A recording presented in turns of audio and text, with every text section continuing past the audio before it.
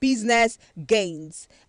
That's on page 4 as well. Moving ahead, Tinubu kicks off payment of 32 billion naira to students as loans. The writer says 103,000 applicants successful, not institutions ahead. It's a new dawn, says the National Association of Nigerian Students. Okay, details, you'd have to pick a copy of the Nation newspaper. On page 6, Yusuf appoints the throne emir, 2 others as second-class monarchs in Karaye, Rano, and Gaya. That's on page 6 of the Nation newspaper. And that's all I have for you on the front page of the Nation newspaper.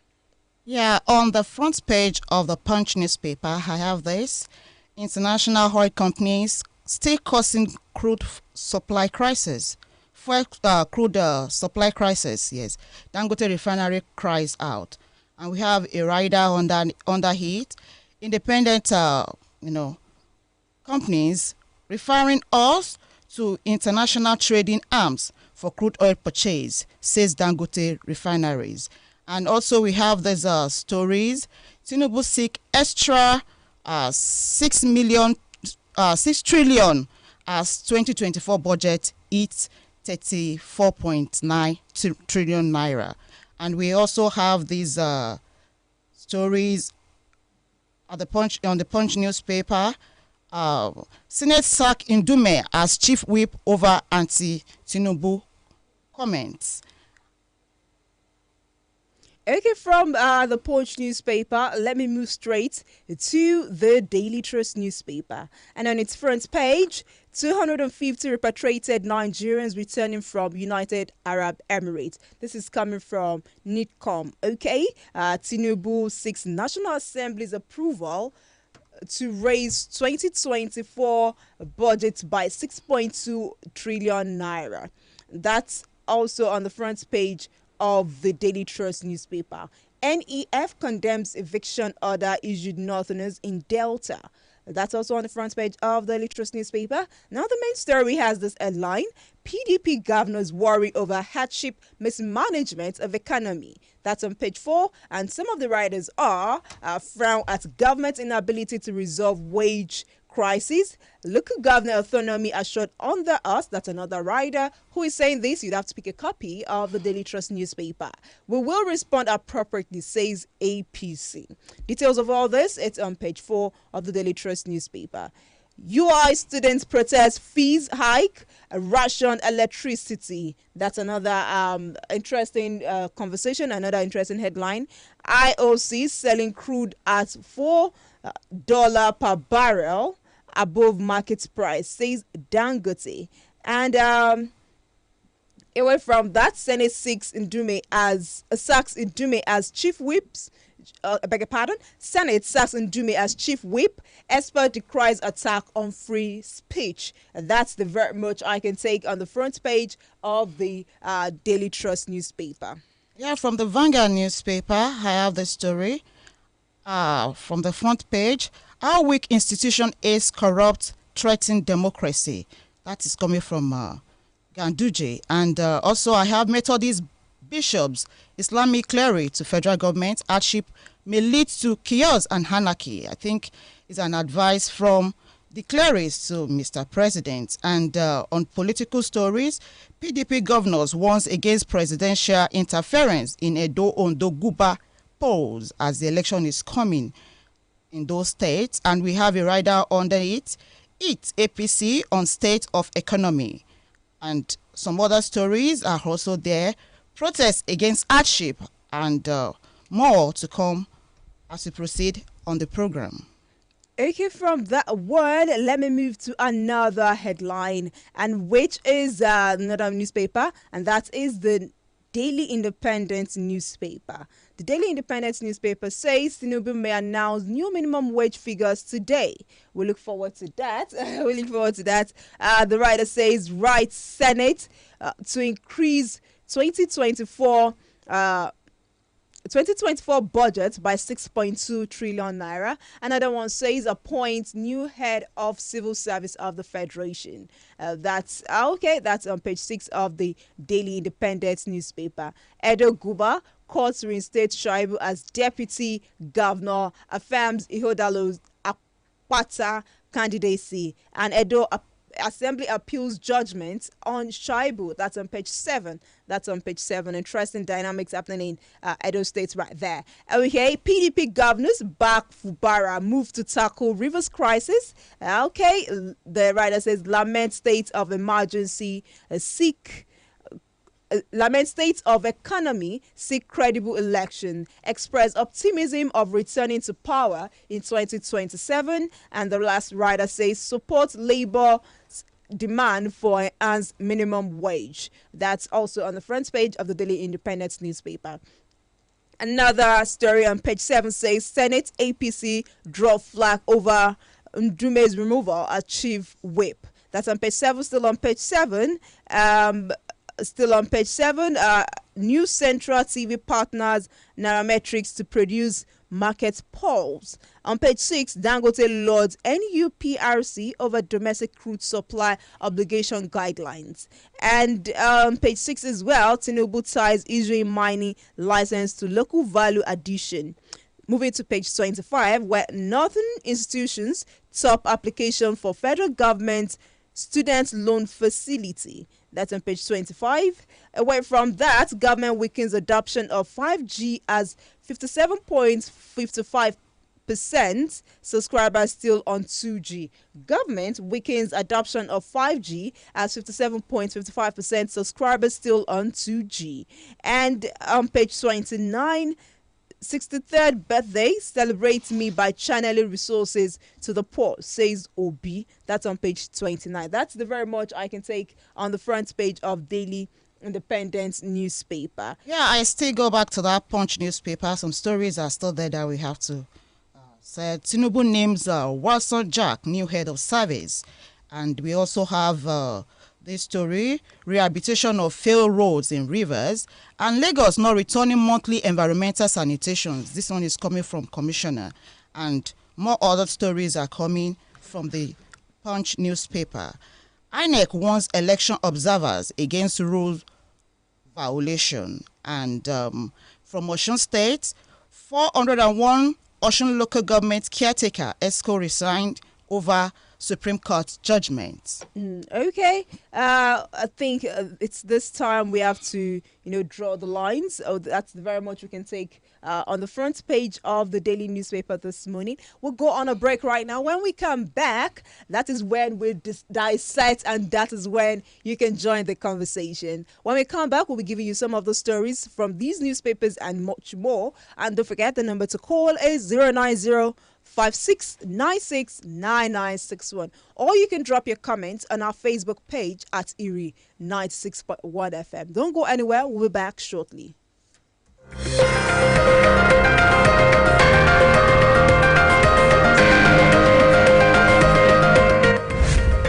Erie 96.1 FM. We are the king.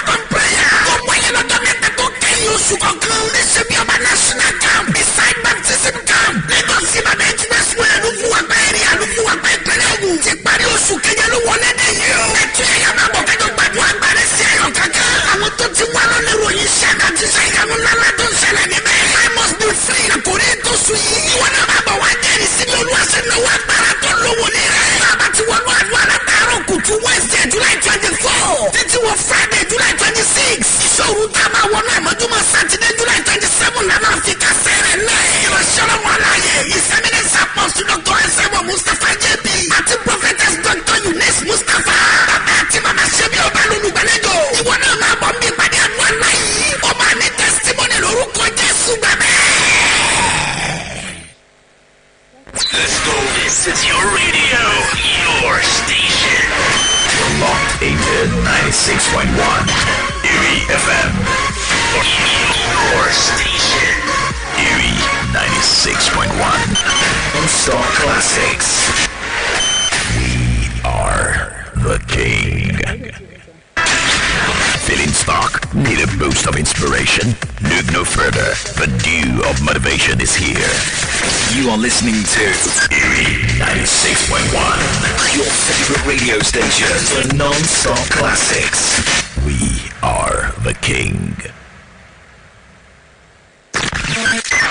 This is your man Flo Rida. Hey, what's happening? This your homie Plies, man. Hey, yo, what's poppin', man? It's your boy Bow Weezy, man. Check it out. This is Ed Sheeran. Hi, I'm Charlie Puth. Hi, this is Paul McCartney. Your systems are offline. Tune in to Erie 96.1 FM, the majestic station that rules the sound waves. Join us.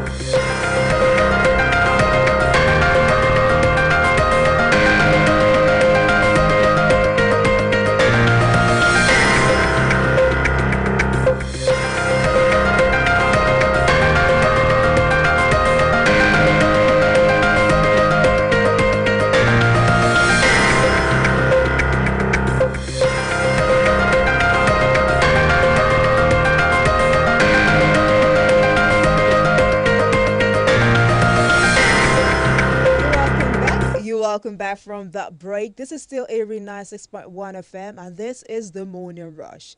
Now is the time where we give you details of some of the headlines we've read to you earlier. Don't forget, we are live on Facebook at Erie 96.1 FM Ibadan. And also, you can call in 090 5696 9961. 090 5696. The Nation newspaper. And the story I'm taking from the Nation newspaper: payment of 32 billion naira to students as loans. Tinubu kicks off payment of 32 billion naira to students as loans, and the writer says 103 NAS. Okay, let's just get started with the story. With a signal from President Bola Ahmed Tinubu, the student loan scheme, one of the cardinal programs of the administration, commenced yesterday. The 32 billion naira made available for the program will be given as loans to successful applicants. Nigerian Education Loan Fund, NELFUND. The agency regulations were received. Okay, moving on ahead, it said 164,000 students were registered between May 25, while the portal opened, and July 17. The president gave out dummy checks to students and some vice chancellor to symbolically kickstart the scheme. The story still goes on, saying the student loan scheme is meant to make loans available to indigent students or those unable to pay their fees so that they do not drop out of school. Beneficiary tuition will be paid directly to the institution, while only stipends will be paid to successful applicants. President Tinubu declared education as the biggest weapon against poverty and the most effective battle axe to fight insecurity. Speaking further, the NEL Fund's Executive Secretary and Managing Director Akintunde Sonya restated that the scheme aims to empower youth by removing financial barriers to their academic pursuit, rolling out NELFUND's progress since the launch. Soya said the fund got key amendments to its establishment act on April 3rd, 2024 and secured dashboard metrics on May 25. He explained that students applied for two types of loans: the educational fees, which was sent directly to their institution of learning, and application for upkeep fund, which serves as their monthly stipends. Soya told reporters that after the launch, that there was higher demand for loan from students of tertiary institutions in the north. He attributed the trend to their proactive approach and effective networking. However, he noted that there is a growing awareness and interest by students in the south despite initial skepticism. The boss added that universities have the highest demand for loans, followed by polytechnics and teacher training colleges. Well, this is a good one. I remember when this conversation started. The headline says Tinubu kicks off payment of 32 billion naira to students as loan. When the news was all and about, people were a bit skeptical. Am I the only one saying it? I thought one would think, well, based on assumption that people were a bit skeptical, but it's a good thing that now the plan was announced. Now it's in action. It's in action. When they said the Northern, had the larger bulk of participation, it's interesting. It's interesting based on the reports we read from that side of the country and how they are investing. They really want to, get this education. It's just interesting to know that the North is also, catching up on the education scheme. Yeah, you should expect that because it's federal government project. And don't forget that in the North, the level of education is not as high with the other parts of the country. So it's a good one from the northern part of the country. Okay, it's a good one. What do you think about this? The federal government, President Tinubu, has started the payment of 32 billion naira to students as loans. What do you think about of this program, of this plan by the president? Okay. To another story. Yeah, to another story from the Punch, we have this. National Assembly mourns triggers laws to tackle crude oil thefts.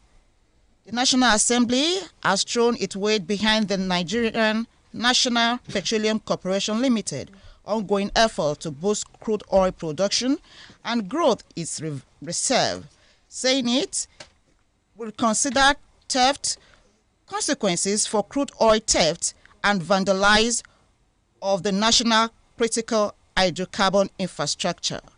According to a statement obtained from the Chief Corporate Communication Officer, NNPC Limited, Olufemi, on Tuesday, after the National Assembly Joint Committee on Petroleum Resources paid an oversight visit to the NNPC Upstream Investment Management Services, an upstream arm of NNPC Limited, at its headquarters in Lagos, jointly led by the committee chairmen from both chambers, Senators Williams and Dogua, described the measures of crude oil theft and vandalism of critical oil and gas infrastructure as major challenges to Nigerians' revenue generation and budget targets, which must be, curtailed.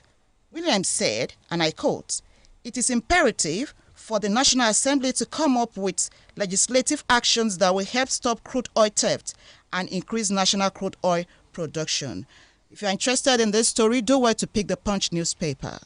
Okay, just before we go further, I would like you to know that our in-house analyst is right here in the person of Dr. Abimbola Amoho, and is going to, dissecting the conversation right here. Good morning, sir. Good morning. Welcome to the Morning Rush. Good morning, Nigerians. I'm happy to be here with you all. Good morning, sir. You're welcome. Okay, let me go to another story. And this is an interesting one, coming from our Senate, okay? And the headline says, Senate replaces Ndume as chief whip. The Senate yesterday replaced its majority chief whip, Muhammad Ali Ndume of Borno South, with Muhammad Monguno of Borno North. Ndume was reassigned as chairman of the Senate Committee on Tourism. The decision was announced by Senate President Godswill Akpabio. Ndume's removal and reassignment came shortly after the All Progressive Congress, APC, called on him to quit as its member. Also affected by the reshuffle is Senator Adeniyi Adegbonmire, who takes over from Monguno as Committee on Judiciary, Human Rights and Legal Matters chairman.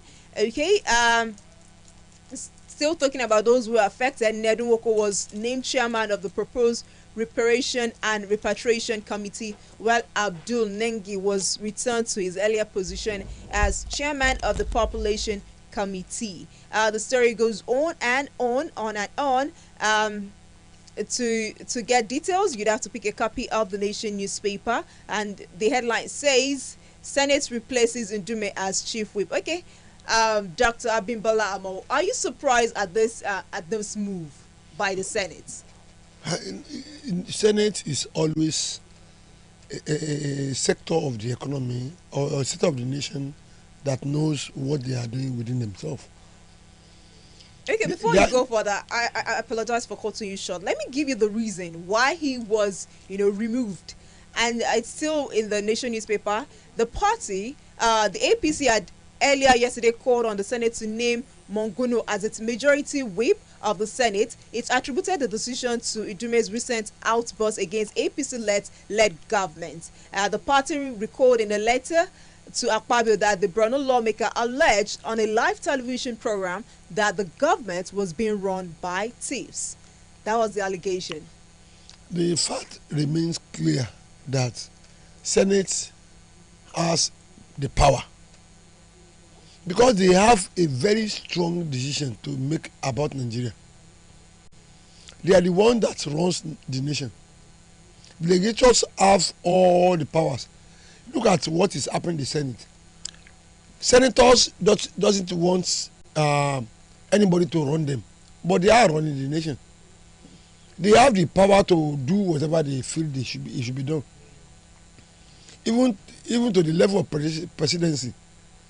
So if they do anything, they have the power to do it. Okay, but then look at the allegation, and this is not probably the first time the Senate will be clamping down on one of their own. I remember a senator was suspended based on what he said about the budget and budget Pardon. Yes, and because of that, he was suspended for a while from the Senate.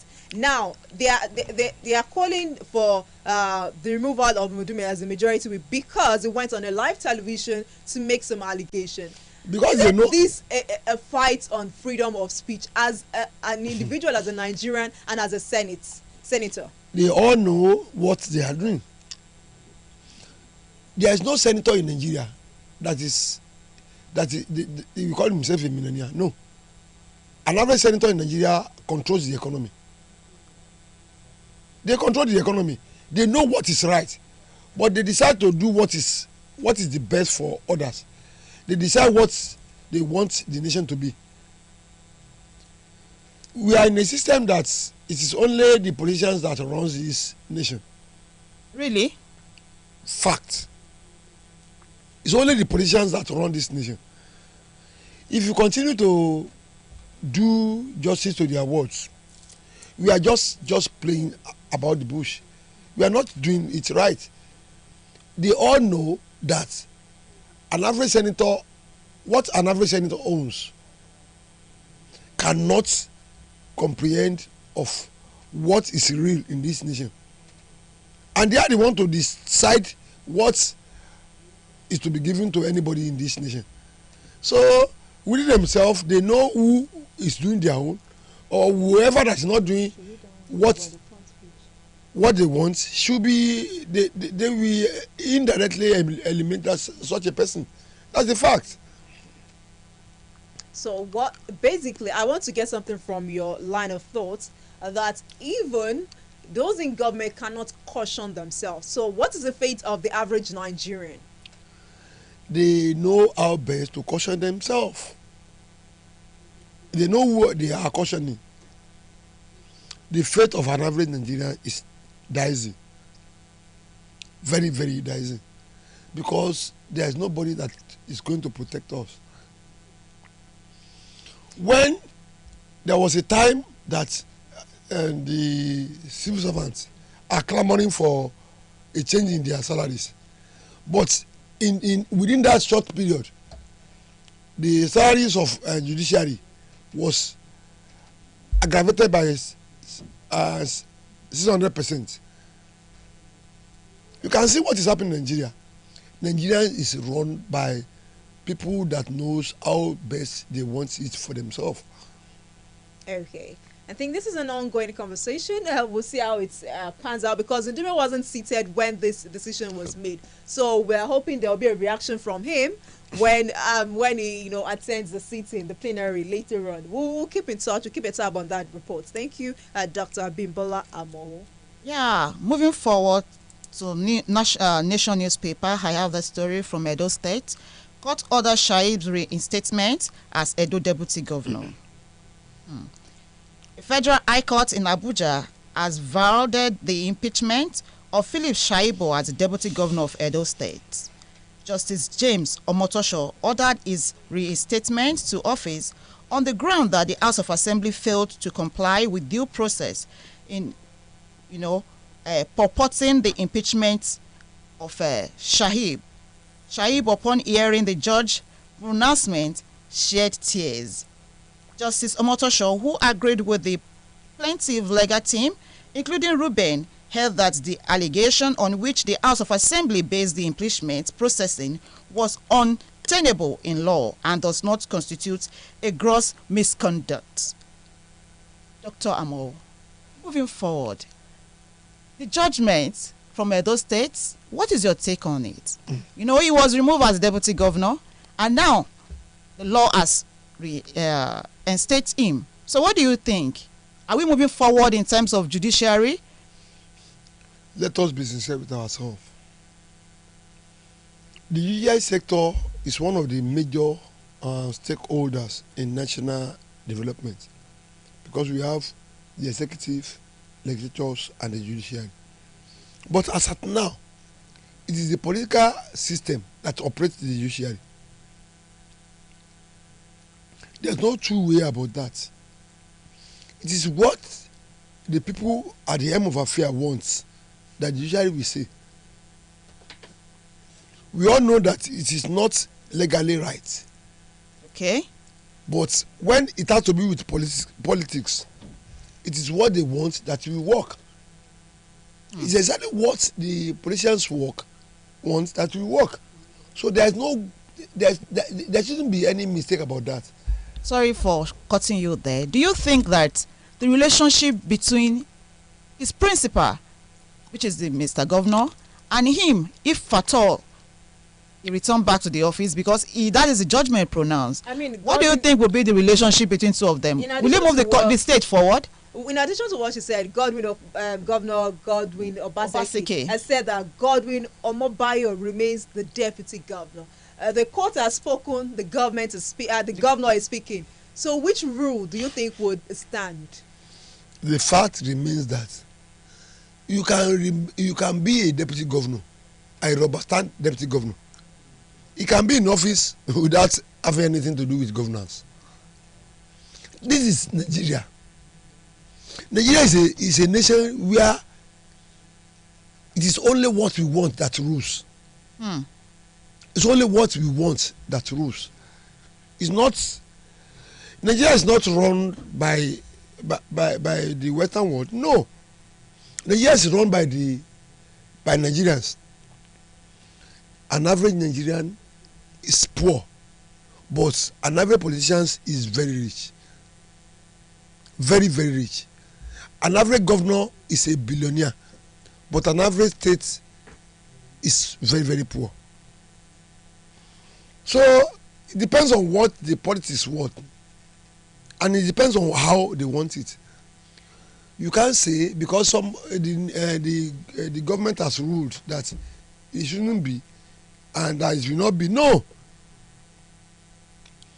The fact remains that for the fact that the legislative aspect of governance has said that somebody should be a deputy governor, that doesn't make him very, very active. No.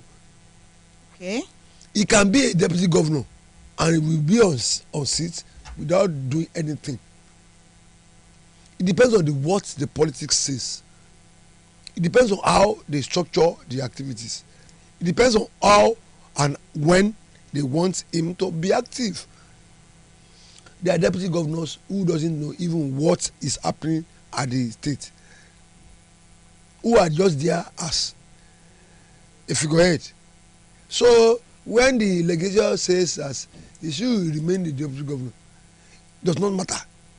Governor owns the activity of the state.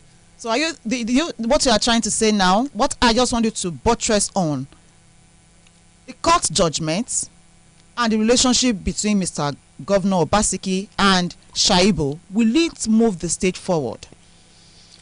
It depends on what the governor wants. Okay. Governor Obaseki may be in a very good relationship with his deputy. And that is when he can give him what to do. When he is not in accordance with his deputy, what are we saying? he will be there as a deputy governor, just a deputy governor, nothing more. Okay, let's just see how it goes because Edo election is pretty much around the corner. Some election are around the corner. Let's just see how it goes on. 09056969961. That's the number to call. What are your thoughts on some of the stories happening in Nigeria and some of the stories brought to your listening pleasure this morning? 09056969961. Okay, another interesting conversation that made rounds yesterday and it's still buzzing today. And it says, bill seeking 6-year term for president scales first reading. The House of Representatives on Wednesday passed through the first reading a bill seeking to amend the 1999 Constitution to provide for a single term of 6 years for the offices of the President, state governors, and local government areas chairman. The private member bill was sponsored by the member representing Ideto North and Ideto South Federal Constituency, Imo State, Ikenga, Ugochiyere, and 50 other lawmakers. The sponsors of the bill argued that a single term of 6 years will help to reduce the spending on the general election conducted every 4 years. The proposed bill seeks to alter Section 7, 135, Section 137, 180, and 182 of the 1999 Constitution. Okay, speaking further, let me pen the thoughts right here before I go further. And the story says the Senate, the bill seeking 6-year term for president scales first reading. Your first reaction to this headline? The issue is very clear, very, very clear. 8 years, 6 years, it's still within the same terrain. It's still within the same terrain. If a president should go by the wages of 6 years, we all know that within 6 years, there will be 2 years of planning. There will be 2 years of implementation. And there will be 2 years of restructuring. It's not too bad. But the fact is that, are we matured politically to that extent? What are we doing towards attaining that structuring? Are we having all it takes to make it real? The senators and the House of Representatives, they are the ones that decide on what Nigerians should do now. But are they even matured psychologically, morally, intellectually, and emotionally to react to the realities of what is on ground? We have a lot of things to check in our system, because as at that time, we all know that the nation is sovereign. An average politician is very rich. We all know that we don't have food on our table, but we are clamoring for giving food to states. No. The fact remains that we must think on how to make this nation a worthy nation for each and everybody. A nation that everybody will look at and be saying that I am a Nigerian. I love to be a Nigerian. I shall be a Nigerian, and I will want to be a Nigerian. Even the Western world will love to be part of us, because we have all it takes. Okay, before you go further, let me give you the reason the representative Ikenga Ugochiyere and the 50 other makers gave for the reason for this bill. They said, they argue that a single term of 6 years will help reduce the spending on general elections conducted every 4 years. Do you think this reason is strong enough to push through on this bill? And is that the only reason? Do you think, or what other reason would you say would call for such a move, a 6-year term? Singleton. We must all understand that the fund that is allocated to governance in Nigeria is one of our major problems, because all the funds that is being generated by Nigeria is allocated to governance. About 70% of fund generated by Nigeria is allocated to governance. That means the governance takes the largest share of what it should. We are looking at a scenario whereas we are having the biggest fund to be in charge of the politicians indirectly. Nation doesn't have a stake in our revenue. Indirectly is the politicians, the legislatures, and the executive, and they decide what to be given to the judiciary, and that is why they try as much as possible to build up the judiciary to their taste, so that whatever they say will be justified. So we are in a nation that, I don't say we are in a confused nation, no, but we are in a nation that we know what to do, but we decide to do what we want. That's exactly what we are doing. We know we are not doing it right, but we know if we are doing it right, it will affect us, and that is why we decided to do what we feel should be done to our point of view and to the best of our knowledge. That's a fact. Okay, I think this time we'll go on a break right now. When we come back, we'll be taking more stories and more analysis from our in-house analyst, Dr. Bimbola Amo. It's still the morning rush, and the number to call is 090-5696-9961. We'll go on a break right now. When we come back, the conversation continues.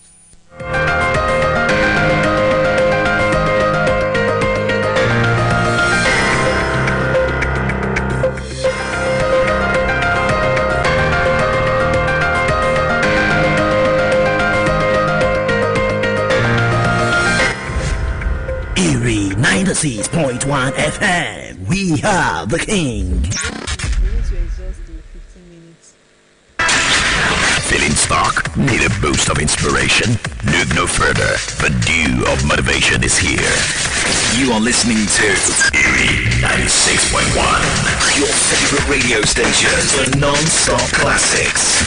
We are the king.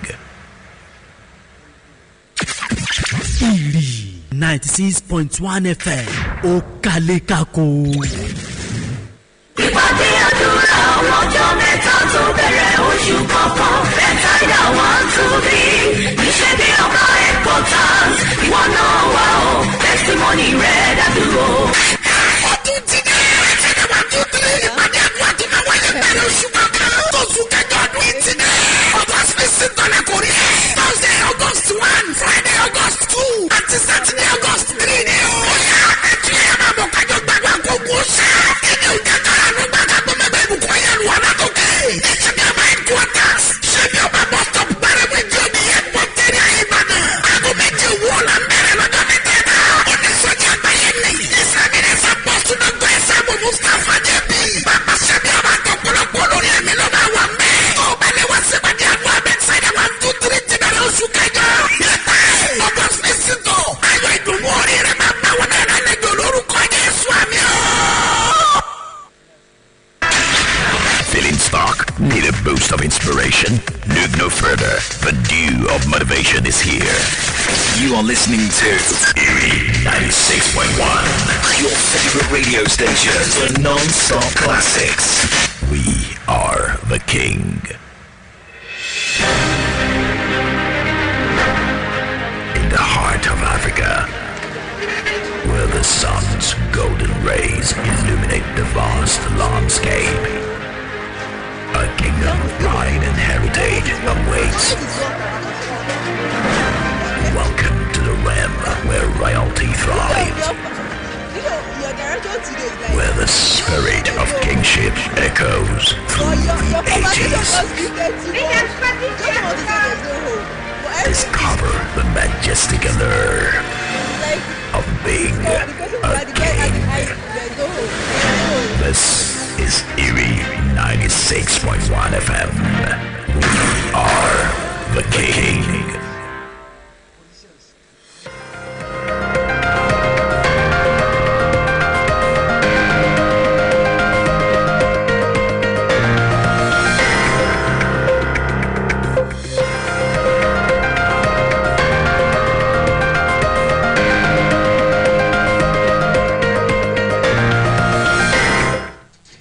The discussion is becoming interesting in the studio.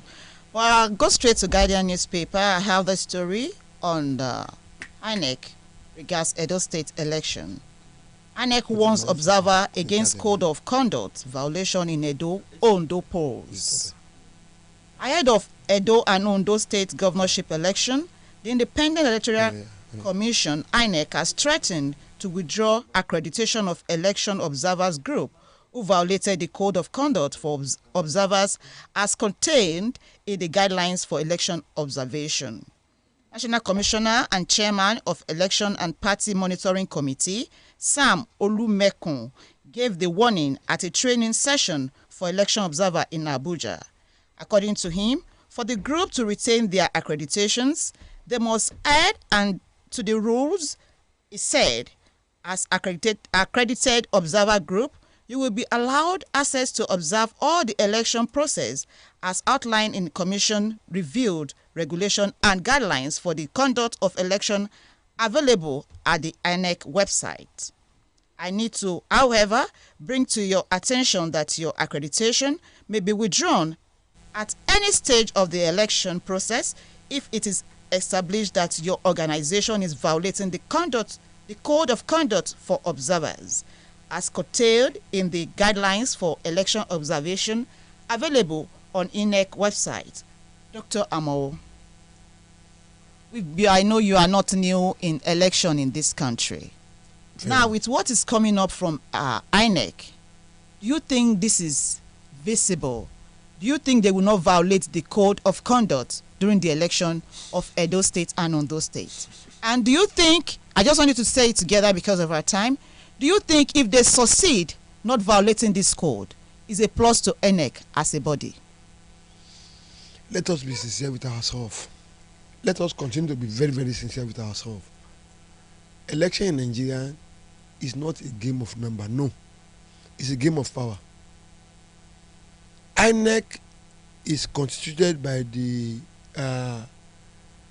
they call them independent, but to my personal point of view, they aren't really, in the real sense of it, they are not independent. They depend on the government to run their activities. And if somebody will pay you to run your activities, will you say that those people that pays you should not gain from you? So it's a give and take thing. INEC belongs to the government. INEC belongs to the state, to government in charge. So it is what the government in charge wants that they will say should go. But the fact remains that we should look at it from a perspective that INEC should try as much as possible to do what is right and do what the nations wants and do what is expected of them, so that there won't be too much conflict during election, after the election, and within the election, so that election will be a thing to justify the realities of who we want to govern us in every parastata. That's the fact. Okay, before we go, let's just the election is coming, and after this election is going to open up to the other election. What do you think INEC should do differently from previous elections we've had in the country? INEC is a medium that tells us the realities of the people on the ground. Why are we having 20,000 people cards in a ward and 200 people will vote. Vote. Why? There should be more orientations to people to come around and vote. The electioneering body, they cannot work in isolation. They should work with some set of independent people to emphasize the reality of what should we do. There should be more monitoring teams. I wouldn't have said this, but the reality is that the National Orientation Agency has a lot to do with INEC. They have a lot to do with INEC. National Orientation Agency. They should tell, because they have people in the grassroots. But what are they doing? What are the National Orientation Agency doing? National Orientation Agency should be the one to tell the populace what should be done, why it has to be done, and when it has to be done, so that the nation on its own will know what to do and how to do it and when to do it. Okay. We just INEC and election in Nigeria is an interesting season in the political sphere in Nigeria. So, honestly, personally, I can't wait to see how the whole election pans out, and by then the conversation will return to probably rate INEC's performance. Yeah. Because every 4 years, they know this is like their one job.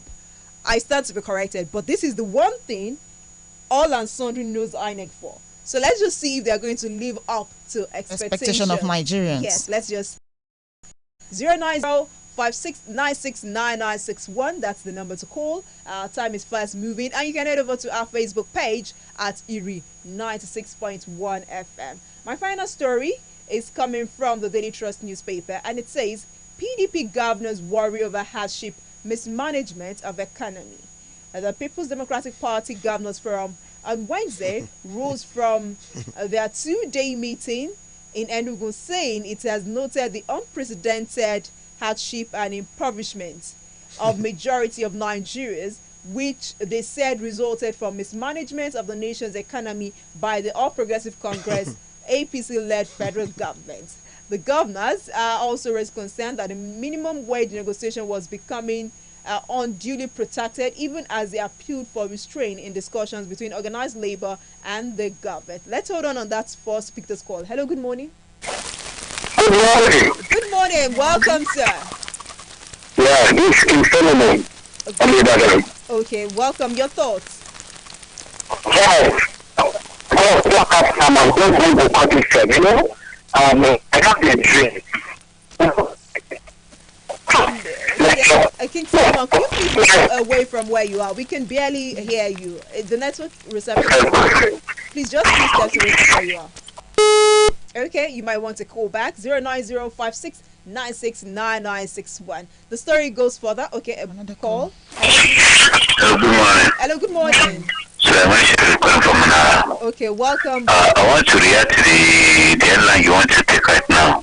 Okay. About the PDP governor condemned the Tinubu aspiration. I think the APC. APC.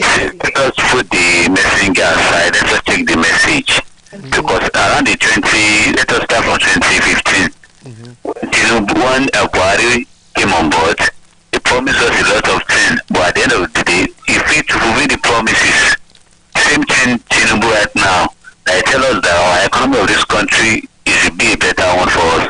But since last year, since the removal of first subsidy, everything has skyrocketing, especially the price of commodities in the market. That now, since a few days ago till now, some people start still CQ at the filling station, which is very bad. So that means the economy of this country has been mismanaged. If Mr. President do the little for us, he should allow the pump price to be reduced. If we own station in there, you know how much you spend on this, which is very bad. So this thing is actually cost of production to those manufacturers. That is why the inflation keep biting harder day by day. So Mr. President is doing info for us. That's my own submission. Thank you. Thank you very much for calling. Thank you so much. Okay, let me just wrap up on this story. In a communique signed by its chairman, Governor Bala Mohammed of Bauchi State, the forum said the APC-led federal government had eroded all the 16 years of tremendous development under the People's Democratic Party-led federal government. Okay, that's very much we can take. What's your? I know when I read the headline, you started. There was a smirk on your face, but. Okay, let me pick this call before you just wrap it up. Hello, good evening. Good morning. Good morning. Good morning. Good morning. Good morning. This is Solomon calling back. Are you hearing me now? Yes, it's better now. Thank you very much. Go ahead, briefly. Yes, what I want to say is that, like I said, I have a dream. Like your analyst said. He said they know what to do, they know the right thing to do, but they don't want to do it. This is what happened in the land of Egypt when the children of Israel were crying. Pharaoh, the pharaohs we have in this country, they know what to do, but they don't want to do it. But you know what solve the problem? Plagues, so many plagues. They refuse to hear that the last plague, which was blood from the first son, it is only blood that will change, that will make them hear. Okay. And that is going to be their blood. Thank you. Thank you very much, sir. Thank you very much, sir. Thank you for that contribution, King Solomon. Thank you. Okay. You're smiling. Yeah, because does King Solomon's take align with your own take? The fact remains that in Nigeria, I have always been saying this, we don't have crisis, but we have human generated crisis. There is no security problem in Nigeria, but we have domestic generated problem in Nigeria. There is no financial problem in Nigeria, but we have financially generated problem in Nigeria. So the fact is that we all know what is right, but we are trying to deviate from what is right, so that we can have more money into our pockets and we reduce our personality. There's no personality again in Nigeria. There's no human dignity in Nigeria again. It is going now. Nigeria politics and policy, it's an ongoing conversation. Let's quickly move to our Facebook page because we have some comments. A special thank you to everyone that joined us live on Facebook. We are grateful. Thank you for doing that. And if you haven't, do well to join us on Facebook. Follow us, drop your comments. Okay. Phillips Adewale says good morning to you too. And you're watching from United States of Makobo. Okay, you're watching from Makobo. Thank you so much. And you're saying good job you're doing there, Iri FM. Thank you for the kind words. And also Joseph Maya says well done guys, thank you so much. As Sulaiman Sharif says good morning and kudos to everyone in the studio. Leadership is about solving problems, but unfortunately Tinubu administration still creating more multifaceted problem through energy crisis of fuel price and erratic power supply, which brought unprecedented hardship faced by the majority of Nigerians as a result of the dismal performance of the APC federal government. Okay, that is coming from Sulaiman Sharif. Thank you so much. Can we take call? Elijah, can we take more call? Can we take a call? Okay, one more call, 09056969961. A special wait for the call. A special thank you to all our callers, King Solomon, everyone that called, anyone that dropped comments on our Facebook page. Thank you so much. And our in-house analyst, Dr. Avimbola Amo. It's always a pleasure to have you dissect some of these trending topics in the Nigeria economic sphere. Thank you so much, sir. It's my pleasure being with you. Okay, a call coming through. Hello, good morning, briefly. Hello, good morning. Hello. Good morning. Good morning. Welcome. Briefly. Yes, this is me, and I'm calling from Odegari. Welcome. Go ahead. Thank you. The problem associated with fuel scarcity and the hike in price that really is getting out of hand, which will also have a diverse effect on businesses and individuals. So I only urge our leaders, especially the state government, to look for ways in providing support to all the residents. We've been waiting for the CNG buses promised by the federal government since, and yet nothing is there. Okay. So I only urge them if they can provide something like that to every state so that it will serve as relief to everybody. So I will plead to the Oyo State government to give us more municipal buses so that it will serve as relief to us. That's why I say good morning. Good morning. Thank you. Miriam. Thank you so much, Miss Miriam. Okay, we have to wrap up. My name is Oluwaseun Ogunrotmi. Till I come your way some other time. Have a wonderful day ahead. Okay. To next edition of Morning Rush, when I'm privileged to be on here, I am Rita Sajo. Good morning.